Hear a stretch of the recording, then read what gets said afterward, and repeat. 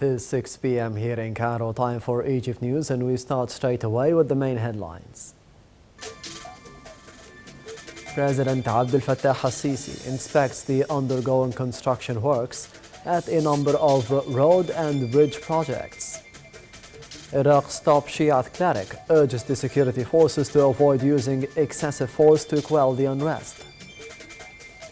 And the United Nations envoy to Syria says that the UN-backed panel on Syria will meet again in Geneva. Welcome back. President Abdel Fattah al-Sisi made an inspection tour Friday morning of the undergoing construction works at a number of road and bridge projects located at the Cairo Heliopolis neighborhood. Presidential spokesman Bassem Radi said that during the tour, President al-Sisi instructed that the development projects in the area be concluded at the set timeline in line with the highest international standards and coping with the neighborhood's architectural style.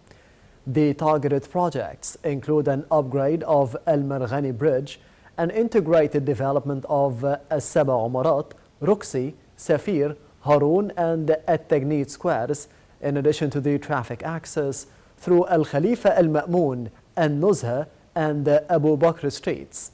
The President's instructions come as part of his keenness on alleviating the suffering of Heliopolis residents. Prime Minister Mustafa Madbouli presided over a meeting on means of enhancing investments at the North Coast area. The meeting was attended by the Ministers of Investment and International Cooperation and Housing, in addition to the acting chief of the General Investment Authority. The Prime Minister asserted the government's keen interest on solving all the problems facing investors in this promising area, having the touristic potentials that help increase the country's economic growth rate and provide more job opportunities for the youths. Madbouli noted that developing the North Coast is part of the country's Sustainable Development Strategy 2030, and to that end, he instructed that a mini-action group be formed to start sorting lands offered for the investors and prepare, within 2 months, a comprehensive memorandum setting the specific mechanisms to optimally use such lands for investment purposes.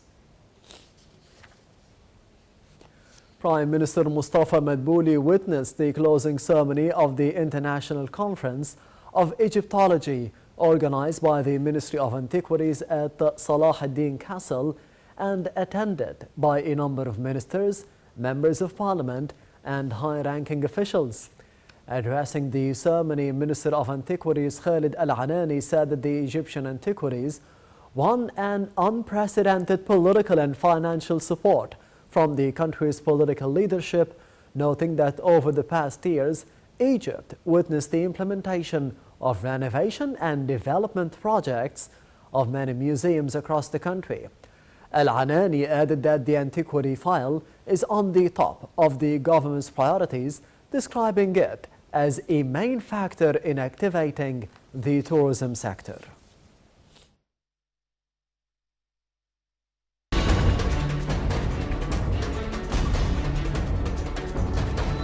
الدولة الوحيدة اللي واقفة على حيلها انتم، قد يكون في أخطاء، قلت لكم المشكلة كبيرة، والمشكلة دي أنا مش هقدر عليها لوحدي، لكن نقدر عليها كلنا. دوري عملته، بس دوركم انتوا دلوقتي. لما طلبتوني لقيتوني، ولم أبخل عليكم بحياتي. جه الدور عليكم وانتوا وعدتوني انكم هتقفوا جنبي. الإصلاح بياخد وقت طويل، ولازم نعترف ان ال6 سنين اللي فاتوا ان احنا دولة ظروفها صعبة. تحيا مصر مش بالكلام. مفيش أي حل تاني غير إن احنا نشتغل. شايفة مستقبل أولادي، مستقبل أجيال كتيرة جاية في مصر. نقدر نعمل أكتر من كده، نقدر نجتهد، نقدر نعمل حاجات كتير في أرضنا. ما تتخلوش عن بالكم، أنا اخترت الطريق الصعب. انتوا اللي هتحددوا مصير مستقبل مصر بقوة شبابها.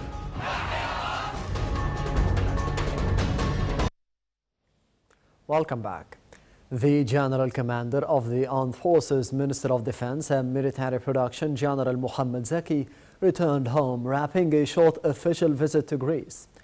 During the visit, General Zaki held talks with the Greek and Cypriot counterparts on the progress made on the ongoing defense and security cooperation binding the three nations amid the latest developments in eastern the Mediterranean Sea territory. The three ministers reiterated the rejection for the illegal Turkish oil and gas drilling activities in Cyprus's economic zone. Zaki also witnessed the key phase of the tripartite naval aerial drill Medusa 9 being held at the Mediterranean Sea waters. Fresh clashes between the Iraqi security forces and the anti-government protesters broke out in Baghdad, despite the call for calm by the country's top Shiite cleric as the authorities grapple with the country's biggest crisis in years. Earlier, the Iraqi top Shiite cleric urged the security forces to avoid using excessive force to quell weeks of anti-government unrest as the authorities grapple with the country's biggest crisis in years. Protests over a lack of jobs and services broke out in Baghdad on October the 1st and quickly spread to southern provinces.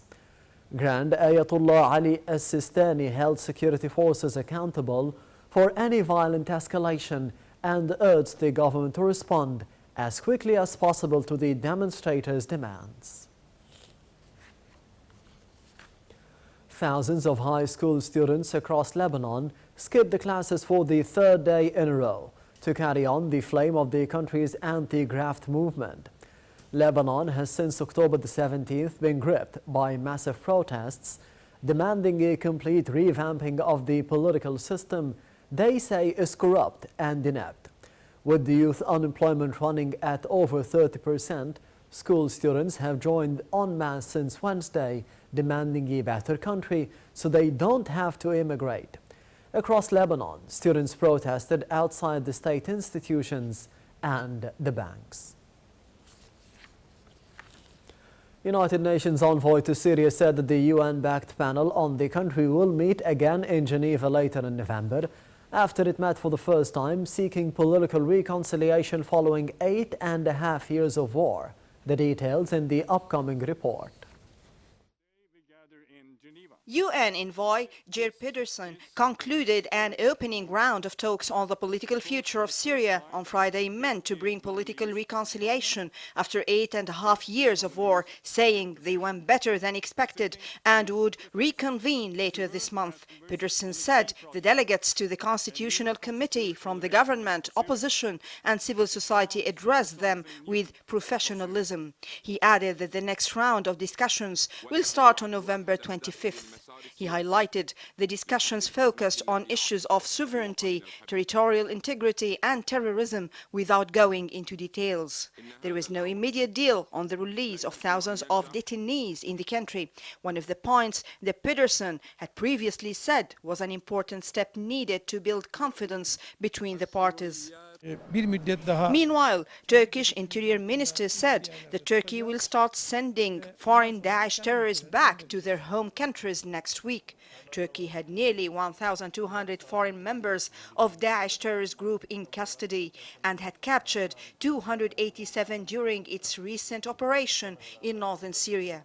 Turkey has criticized Western countries for refusing to repatriate their citizens who left to join Daesh terrorists in Syria and Iraq and stripping some of them of their citizenship. Russia has deployed military helicopters to patrol the area near Syria border with Turkey in order to help protect the Russian military police working on the ground. Turkish and the Russian forces are holding joint patrols in northeastern Syria to monitor the agreement struck by Moscow and Ankara after Turkey launched an offensive across the border with Syrian rebels a month ago, seeking to push out the Kurdish YPG fighters it sees as a threat to its security. Iran shot down an unidentified drone near the port of Bandar-e-Mashhad on the Gulf Coast 4.5 months after the downing of the American drone nearly triggered airstrikes. Iranian media reported that the army downed the unmanned aircraft over Khuzestan province before dawn using a Mursad missile. It reported that the army had located the wreckage of the drone in a marshy area and opened an inquiry into the incident. It later said that the drone could have been an Iranian model downed during the exercises to test the missile systems. A strong earthquake of magnitude 5.8 struck northwestern Iran, killing at least 6 people and injuring more than 300. The American Geological Survey said that the magnitude 5.8 quake struck southwest of Erdebil in East Azerbaijan province. State news agency the IRNA said that the quake was followed by more than 60 aftershocks, causing panic among the residents who rushed out of the houses in the middle of the night. Rescue teams and helicopters have been dispatched to the quake-hit areas, and hospitals are on full alert to help the injured people. Towns were evacuated and hundreds of residents told to flee today as a record number of the bushfires raged across 2 Australian states. The New South Wales Rural Fire Service issued warnings for 17 fires, advising people to leave early or to seek shelter. More than 1,000 firefighters and 70 aircraft have been deployed to battle the blaze.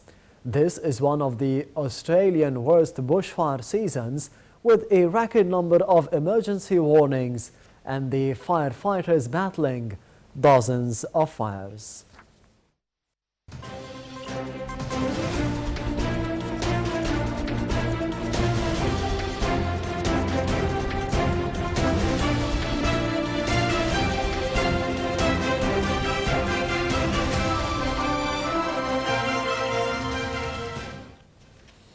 The Egyptian stock market gained £10 billion during last week's dealings, with the capital reaching £737.4 billion, compared to £727 billion a week earlier, up 0.31%.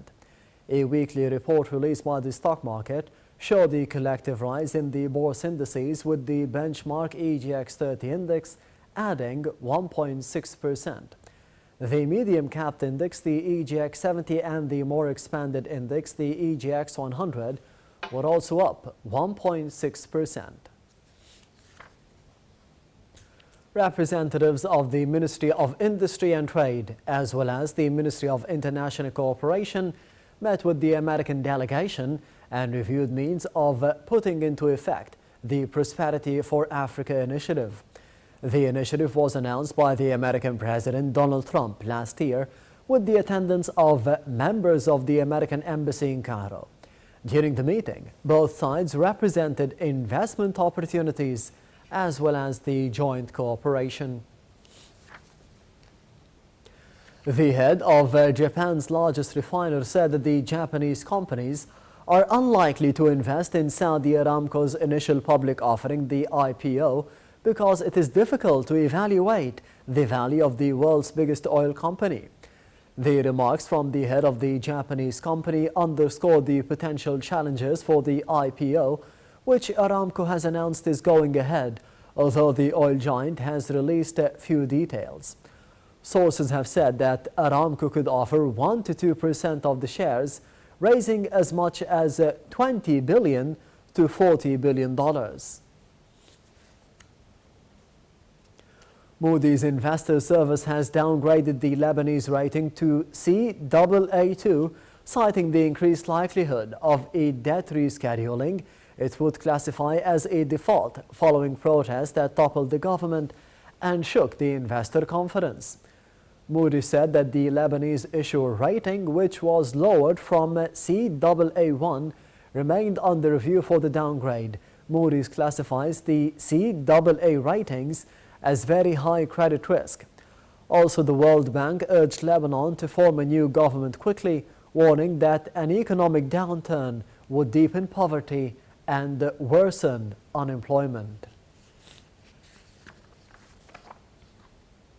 And China's exports suffered the third month of decline in October And while the drop was less than expected, there were warnings of more pain to come as the American trade war rumbles on. While the tensions between the world's top two economies are beginning to ease, Beijing is struggling to get the engines of growth firing on all cylinders as demand for the goods around the world tails off. In the latest sign of weakness, official data showed the overseas shipments fell 0.9% on year last month, though that is much slower than the 3.2% drop seen in September and much better than the forecasts.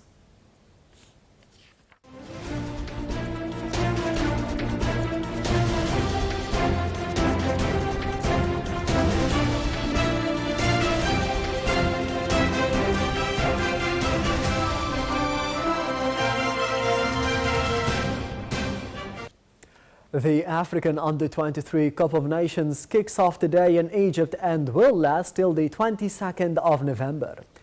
Egypt's Under-23 national football team under Shawqi Gharib will meet the Malian national team in the opening game due to take place at 7 p.m. Cairo local time at Cairo International Stadium. Egypt is in Group A with Cameroon, Mali and Ghana. Group B gathers Nigeria, Cote d'Ivoire, South Africa and Zambia. The top three teams of the tournament will secure places in the upcoming 2020 Tokyo Olympics.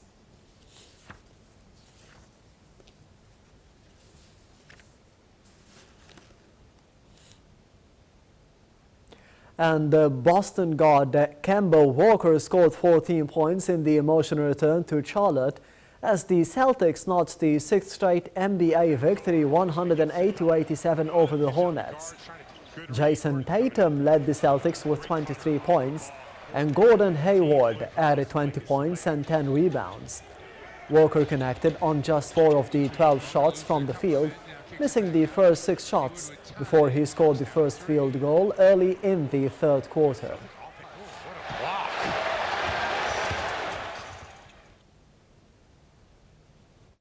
And this brings us to the end of Egypt News for today. Thank you for watching and goodbye.